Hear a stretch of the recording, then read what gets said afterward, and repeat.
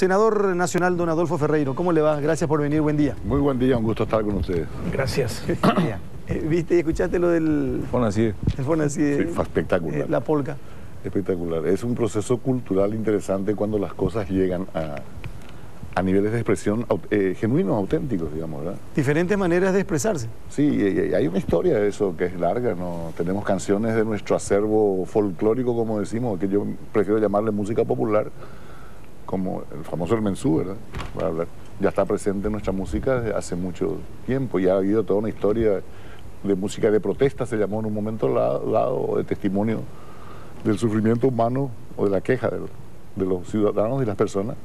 Y lastimosamente nomás acá creemos siempre que lo de hoy ocurre por primera vez, ¿verdad? Y hay largas tradiciones en todo, ¿verdad? Eso es cierto, es cierto. Senador, comencemos por esto. El tema de la semana, sin lugar a dudas, una decisión del fiscal general del Estado que ordena traslados dentro de la institución, dice que en marco de atribuciones, pero que generan una serie de comentarios y reacciones y hasta de reflexión. ¿Qué opina o qué reflexión le merece a usted como senador nacional, como integrante del Parlamento, una decisión de este tipo y que tiene que ver principalmente con el traslado que se convierte después en renuncia del propio Arregui de la Fiscalía General del Estado? Bueno, yo creo que más allá de del hecho particular, de la anécdota del caso del doctor Arregui, lo que refleja cuando se cambia una maestra ocurre este tipo de cosas, a mayor o menor escala, ¿verdad? Cuando se cambia un jefe de aduana en algún puesto fronterizo. Y eso es porque nuestras instituciones están, digamos, lesionadas de falta de credibilidad, digamos, ¿verdad? En el Paraguay el sistema institucional, en mi opinión, ¿verdad? Y lo vengo diciendo hace muchos años, está siempre en un estado cuasi terminal y no funcionan como deben funcionar las instituciones, sino funcionan de hecho, según las circunstancias, según los manejos políticos, según la influencia de turno, según los intereses creados. Porque nuestro sistema institucional está deficientemente definido, digamos, deficientemente organizado desde la Constitución en adelante, y desgraciadamente tenemos tan mal las cosas que incluso cumpliendo las leyes las cosas no hay más remedio que hacerlas mal. Entonces, si nos ponemos a mirar el problema de fondo, ¿verdad? Y ver que vamos a seguir viviendo este tipo de situaciones si no hacemos reformas radicales en nuestro sistema institucional, no estaríamos tocando la cuestión como se debe, ¿verdad? Entonces vamos a tener esta anécdota, nos vamos a olvidar de ella y cuando surja el próximo hecho escandaloso vamos a volver a saltar todos, ¿verdad? Pero mientras tanto van a ocurrir un montón de cosas de las cuales no vamos ni a hablar, pero que son realmente calamidades, ¿verdad? Ahora, senador, se plantea esta cuestión, y yo entiendo lo que ustedes, creo que todos entendemos, porque se puede repetir y a lo mejor ya es historia repetida también, nos vamos olvidando nomás de los casos que suceden. Pero acá categóricamente se requiere de una reforma de la Constitución. Sí, nuestra Constitución organiza, como se diría, hablando mal y pronto, todo mal el sistema institucional. Por ejemplo, y vamos al caso a la cuestión que tanto se habla siempre, que reclamamos una justicia independiente, etcétera, etcétera, mejor que la que tenemos. Bueno, nuestra Constitución organiza el sistema de designación y el sistema de confirmación y las garantías para magistrados y fiscales de una manera que no hay luego más remedio de que los jueces y fiscales sean esclavos no solamente de la clase política o de la política, sino de cualquier grupo de poder en el Paraguay. Porque no tienen estabilidad de inicio, porque son electos por un sistema que no tiene ninguna validez política, ¿verdad? Y bueno, entonces no nos asombremos. Pero ¿y cómo se hace esa reforma si tiene que pasar otra vez por el Congreso? No, el Congreso tiene que aprobar, pero lo que pasa es que acá también entendemos la reforma. Vamos a hacer mañana la reforma. Es casi siempre lo único que se habla de la reelección posible. Además se instalaron una serie de conceptos muy falaces, ¿verdad? No se puede hacer porque recién hubo elecciones. Eso se dice en los primeros 2 años. Y los siguientes 3 años del proceso constitucional dice, no se puede hacer porque falta 3 años nomás para que termine el gobierno. Entonces van a pasar otros 20, 25 años que no vamos a hacer nada. Y hace 20 y pico de años que sabemos que tenemos el problema. Entonces lo que hay que hacer es un proceso que tiene que durar 2 o 3 años de debate, de discusión, de nuevos acuerdos. Pues la Constitución es un contrato. Y la aplicación de esa reforma tiene que comenzar en el próximo periodo. Claro, eso sería una cosa así. Son problemas técnicos, claro. Sí, un problema, no, porque si uno dice, no, hacen esta modificación porque le quiere beneficiar a A ellos se quieren beneficiar de ellos Claro, mismos. lo que pasa es que en el mundo civilizado ya está resuelto ese problema. Las cosas que benefician al que hace la ley o la constitución, lo que sea, benefician o modifican para el siguiente. Ningún presidente decente puede presentarse a un pedido de reforma constitucional para él. Generalmente se hace para el siguiente periodo. Bueno, o sea, a ver, yo soy muy drástico en eso. Todos los problemas que nosotros tenemos ya ocurrieron en alguna parte del mundo en los últimos 1000 años por lo menos. Y en todas partes se encontraron soluciones. Y hay alternativas. Y nosotros no le damos bolilla a ninguna de las soluciones. Entonces tenemos cosas como la que te estoy diciendo. Nuestra Constitución incluso tiene artículos escritos al revés. En todo el mundo el presidente de la República designa al ministro de Corte y le controla el Senado, por ejemplo. En Estados Unidos, ahora me he visto cuando cambian de... Acá no, acá designa al Senado y controla al presidente.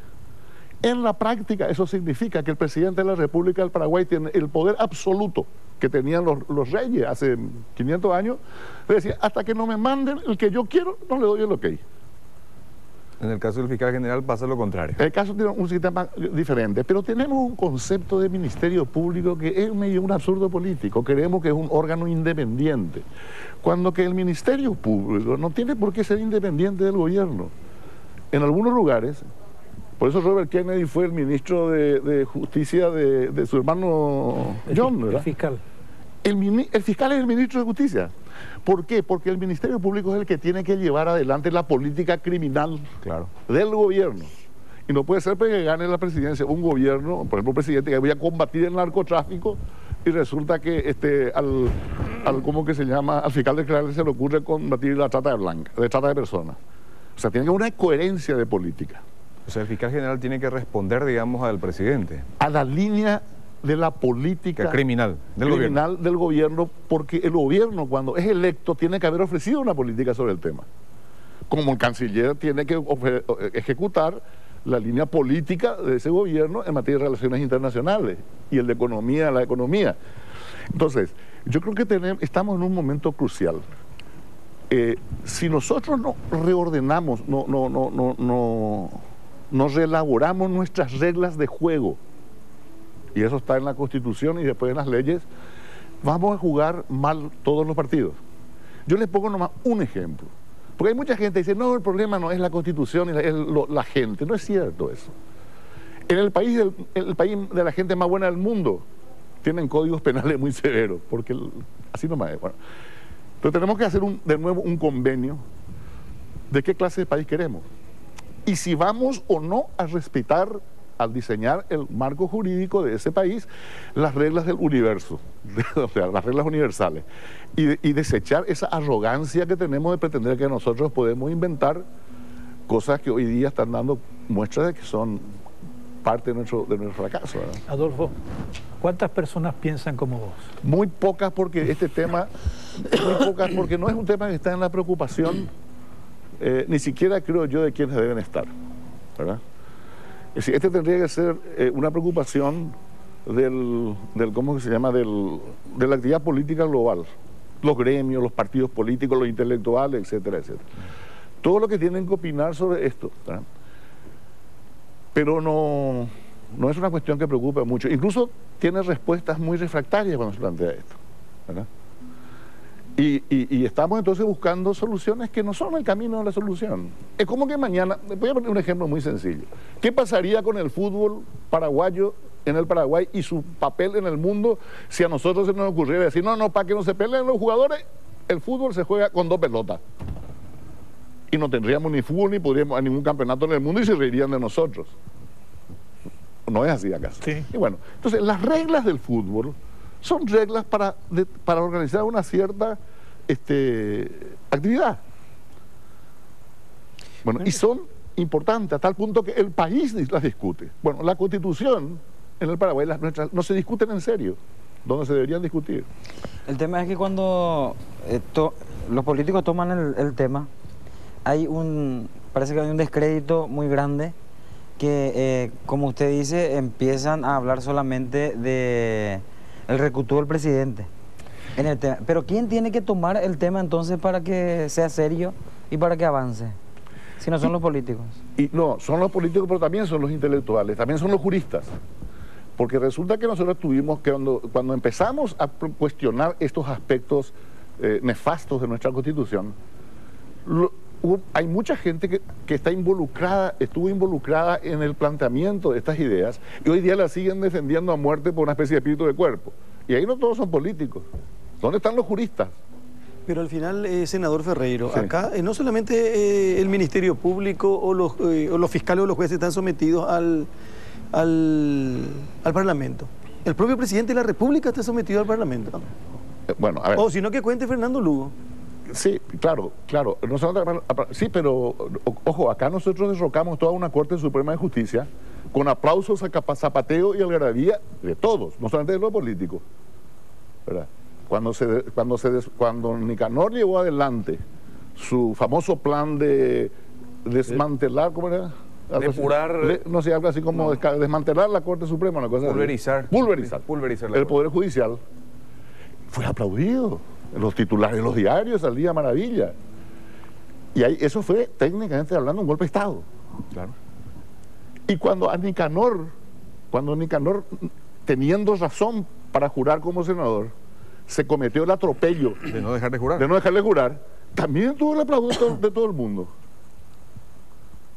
Y cuando hablamos de los políticos, hablamos de los... Yo no quiero que lo que yo diga se entienda como una excusa, sino estoy procurando siempre contribuir a entender con algunos elementos más, digamos, ¿verdad?